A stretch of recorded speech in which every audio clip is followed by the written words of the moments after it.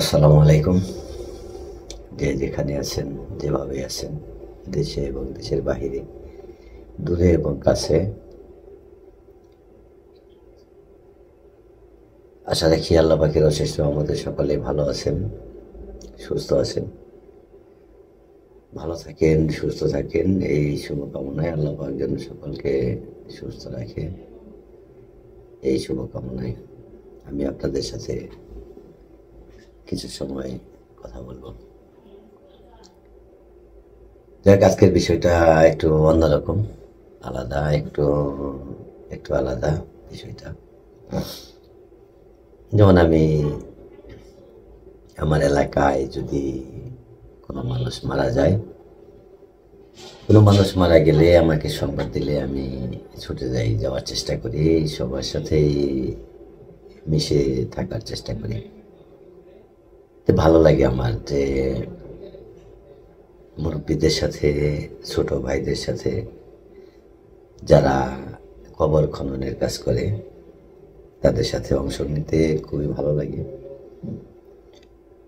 তা আমি সেরকম পারি না, তবে চেষ্টা করি আর কি, যে শেখার জন্য চেষ্টা করতেছি যে কিভাবে শেষ সময়ের শেষ যে বাড়িটা হবে, যে বাড়িতে শুধু আমি একাই থাকবো বা যে মারা যাবে সে একাই থাকবে, সে বাড়িটা নির্মাণ করতে যে মিস্ত্রি লাগে বা মিস্ত্রির যে আয়োজন, কি কি জিনিস লাগে, কিভাবে করতে হয়, তার যে মাপ, এখানে কোনো ইঞ্জিনিয়ারই কোনো মাপ ঝোঁক লাগে না, ইঞ্জিনিয়ার প্রয়োজন হয় না।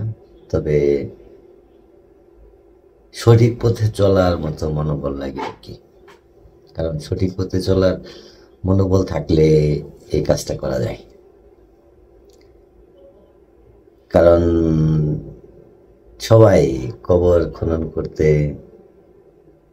সকলেরই হয়তো মনে চায়, কিন্তু সকলে করতে পারে না।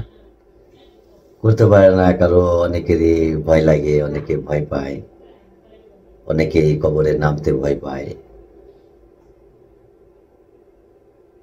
তা আমি যাদের সাথে আমি কাজ করি, যাদের নিয়ে আমি কাজ করি, এবং কি যারা আমাকে নিয়ে কাজ করে আর কি, যারা আমাকে জানায় বা আমাকে বলে, তাদের সাথে কাজ করতে আমার খুব আনন্দ লাগে, খুব ভালো লাগে। কারণ আমি থাকবো এই ঘরে, যে ঘরটা কিভাবে সুন্দর করা যায়, কিভাবে সুন্দর করে সাইড বা সাইডের যে দেয়াল বা ওয়াল যাই বলেন না কেন, যদিও হাসি মুখে কথাটা বলতেছি কিন্তু এতটা হাসির বিষয় না। তো চেষ্টা করতেছি সম্পূর্ণটাই শেখার জন্য, যে কিভাবে শেষ বিদায়ে যে মানুষ যে ঘরে আমাকে রাখবে, যে ঘরে আমাকে অনন্তকাল থাকতে হবে, সেই ঘরে কিভাবে থাকবো, কিভাবে ঘরটা কিভাবে তৈরি হবে, বা এই ঘরের আয়তন কতটুকু হবে, লম্বায় কতটুকু হবে, পাশে কতটুকু হবে, গভীর কতটুকু হবে, একটা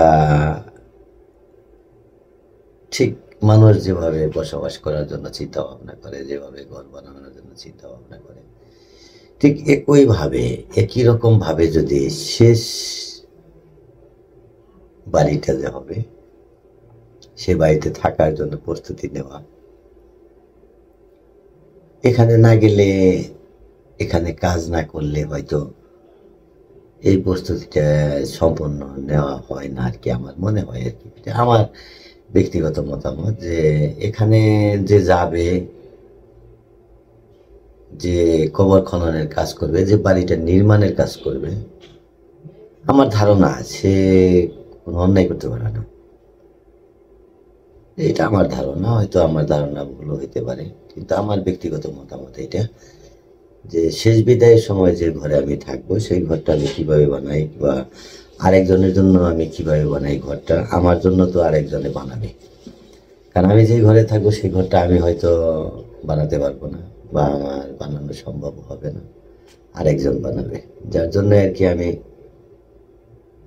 আরেকজনেরটা বানানোর জন্য যাই, যে সে কিভাবে থাকবে আমি একটা দেখবো, যে তাকে কিভাবে রাখা হয়, তাকে কিভাবে ওই ঘরে রাখা হয়, কিভাবে নামানো হয়, কিভাবে বাঁশ সাজানো হয়, বাঁশের চাটাই কিভাবে সাজানো হয়, তারপরে মাটি কিভাবে চাপা দেওয়া হয়, দেখলে মনের মধ্যে অনেকটাই, যদিও কষ্টদায়ক, তারপরেও হাসি মুখেই করতে হয়, হাসি মুখেই করি। কিন্তু পরক্ষণে ভাবি যে এখানে আমার থাকতে হবে। যেমন গত এক সপ্তাহের মধ্যে আর কি, যে 3টা লাশ দাফন করা হয়েছে কবরস্থানে। তা আমি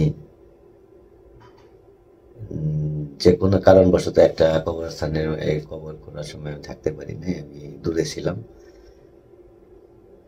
তো মোট এই কয়েকদিনে 5টা মানুষ আমার গ্রামের থেকে নিহত হয়ে গেছে। তার চেষ্টা করছি প্রায় এটাই থাকার জন্য চেষ্টা করি এবং কে করছি।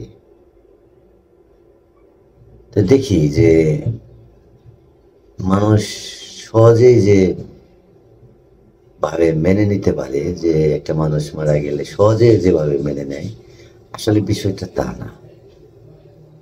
পরোক্ষভাবে, যেখানে একেবারে নিবিড় ভাবে দেখলে, যদি গভীরভাবে একটু চিন্তা করে যে এখানে আমার থাকতে হবে, এই এতটুকু ঘরের ভিতরে আমাকে থাকতে হবে, এই কথাটা যে মনে করবে, আমার ধারণা সে